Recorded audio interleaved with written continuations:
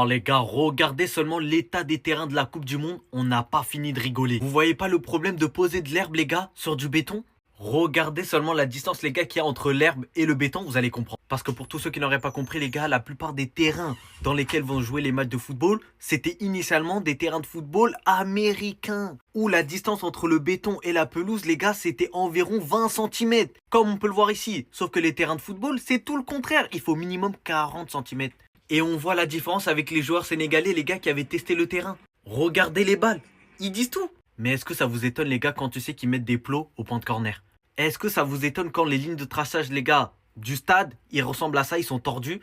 Est-ce que ça vous étonne encore plus quand tu vois que les cages elles-mêmes, elles sont pas homologuées? Moi je vous le dis, cette Coupe du Monde les gars, il n'y a rien qui va. On va commencer les premiers matchs, vous verrez de vous-même. Déjà que par rapport à tout ce qui s'est passé pour l'entrée des joueurs dans le pays, il y en a, ils ont été refusés.